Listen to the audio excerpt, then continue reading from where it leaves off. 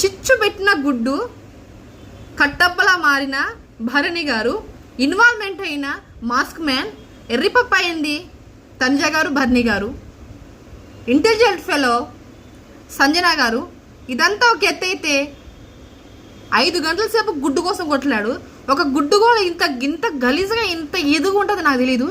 అది చూసి నాకే గుడ్డు మీద విరక్తి పుట్టేసింది. అరే నాయన గుడ్డు కోసం ఏంద్రా ఇంత లొల్లు అనిపించే.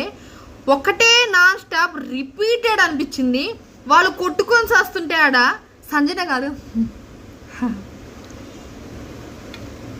ఇది ఎక్స్ప్రెషన్స్, హీరోయిన్ కదా, ఆ మాత్రం బిల్డప్ ఉండాల్సిందే. ఇదంతా కావాలని చేస్తుందా అని చాలామందికి డౌట్. కావాలనే చేస్తుంది, చెయ్యాలనే చేస్తుంది. ఇక తనుజ గారు నిజంగా అమాయకురాలా అని అమాయకురాలా అని అనిపించే బేసిక్ నాకే అనిపించింది.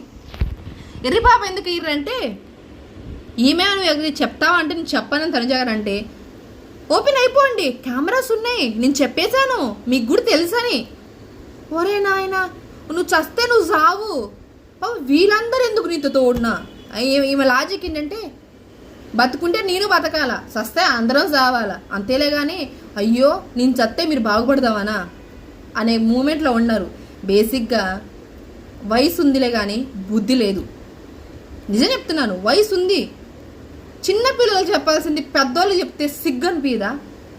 అరే నేను తింటే తిన్నావు, 3వ కంటికి తెలియకుండా తిని గమ్మునుంటే అయిపోయాయి. అమ్మో ఈమె ఇలా కాదు, అందరికి చెప్పింది, అందరిని చూపించింది, అన్నీ చేసింది, ఓపెన్ అప్ అయిపోండి అని అన్నది. అరే నాయన నాకైతే నవ్వు ఆగలే.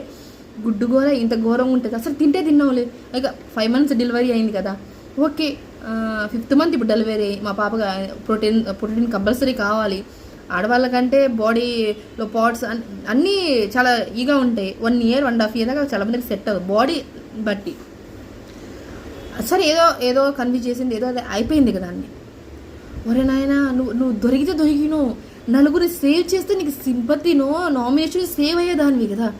అది లాజిక్ మిస్ అయింది అనిపించింది. ఎందుకంటే నీకు అందరికి తెలిసినా సరే ఈమె చెప్పలేదు, ఈమె మీద అంతా వేసుకుంది, నేను చెప్పాను అని కూడా చెప్పకుండా తిని సైలెంట్ ఉంటే అయిపోయి. అందరికి చెప్పాల్సిన అవసరం ఏముందనేది నాకు అసలు అర్థం కాలేదు. ఫుల్గా మొత్తము ఫుల్ వీడియో లింక్ ఇస్తాను కామెంట్ బాక్స్లో, వెళ్ళి ఒక్కసారి చెక్ చేయండి. 5 గంటల సేపు ఒక గుడ్డు కూర ఎంత మంచిగా ఉంటుంది అనేది నేను చెప్పాను, అది వెళ్ళి చెక్ చేయండి.